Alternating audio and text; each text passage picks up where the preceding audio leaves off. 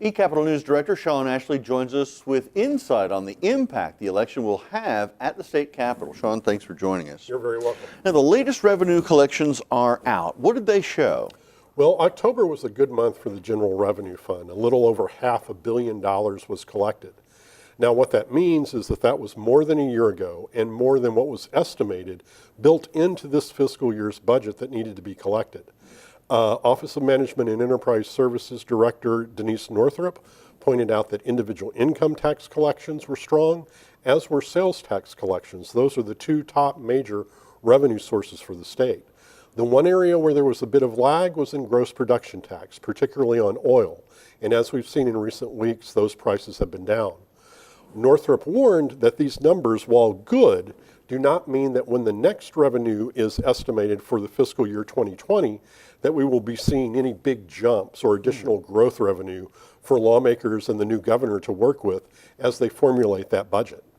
Now, the state Supreme Court has ruled in favor of the oil and gas industry in a fight over water lines in Kingfisher County. Fill us in on that. Yeah, this goes back to a decision of the Kingfisher County Commissioners around March, where they prohibited the placement of temporary water lines in the ditches adjacent to county roads.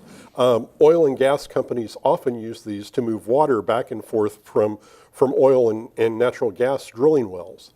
What the Oklahoma Oil and Gas Association argued was that a bill passed several years ago gave the Oklahoma Corporation Commission exclusive jurisdiction over most oil and gas drilling work in the state of Oklahoma.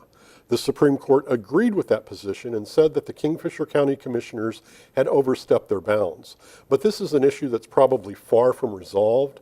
During the 56th legislature in 2017 and 2018, there were 3 bills filed related to this very issue. It seems likely we'll see that again in the next legislative session. A deal has been struck between Oklahoma and Arkansas on the quality of water in the Illinois River.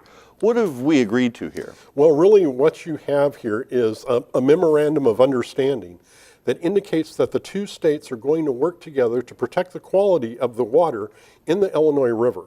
This is an issue that has been discussed for a number of years. Former Attorney General Drew Edmondson filed a lawsuit against chicken growers in the state of Arkansas, saying that the runoff from their farms had polluted the water. Data is going to be shared back and forth on water quality, as well as the work each state is doing to help protect that river basin in order to ensure that that water remains clean and usable for both recreation and other purposes. eCapitol News Director Sean Ashley, thanks for joining us. You're very welcome.